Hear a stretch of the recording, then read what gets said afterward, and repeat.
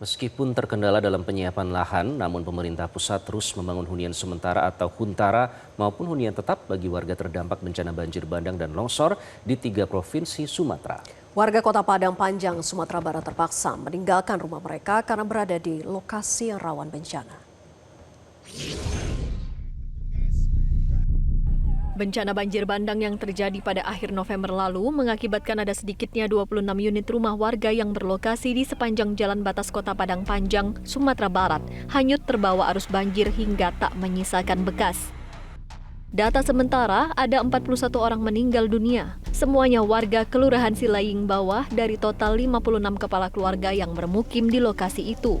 Dan hingga kini masih ada 17 korban hilang yang masih dicari tim SAR gabungan. Tampak hanya ada 3 unit rumah di lokasi yang kondisi bangunannya rusak oleh banjir bandang, namun tebing di dekat rumah warga itu kondisinya mulai terkikis derasnya banjir.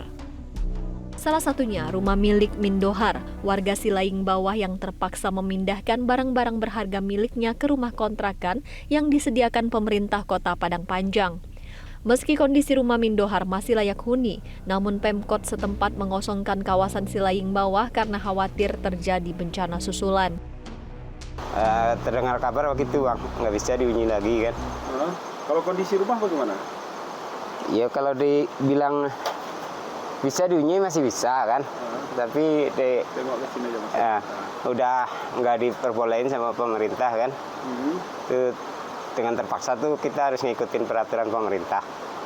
Oke, rumah ini baru dibangun Mas ya? Ya sekitar 3 tahun yang lalu lah, Bang. Terus kabarnya ada utang di bank ya? Itu gimana ceritanya? Iya, dulu kan namanya kita dari nol kan, kita rintisnya kan. Kita minjam ke bank. Kebetulan sekarang masih ada bersangkut sama bank kita kan. Tapi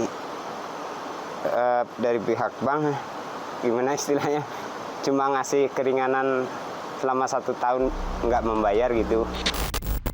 Menko PMK Pratikno menegaskan pembangunan hunian sementara atau huntara bagi korban bencana di Pulau Sumatera sudah mulai dilakukan pemerintah. Untuk Provinsi Sumatera Barat, pembangunan huntara sudah dimulai di 6 kabupaten dan kota.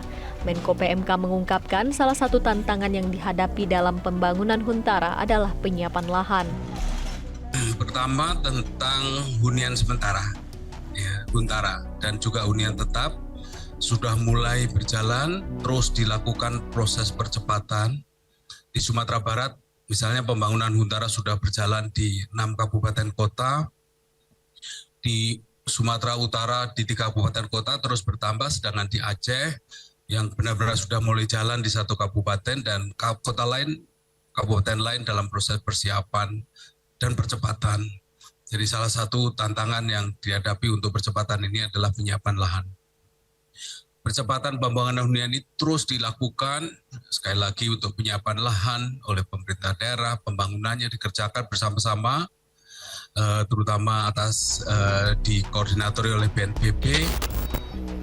Pemerintah pusat bersama pemerintah daerah juga aparat TNI Polri dan organisasi kemasyarakatan terus bahu-membahu membangun huntara bagi korban bencana.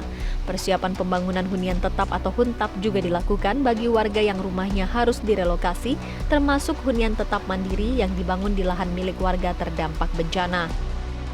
Dari Padang Panjang, Sumatera Barat, Fraser, Metro TV. Jelajahi cara baru mendapatkan informasi. Download Metro TV Extend sekarang.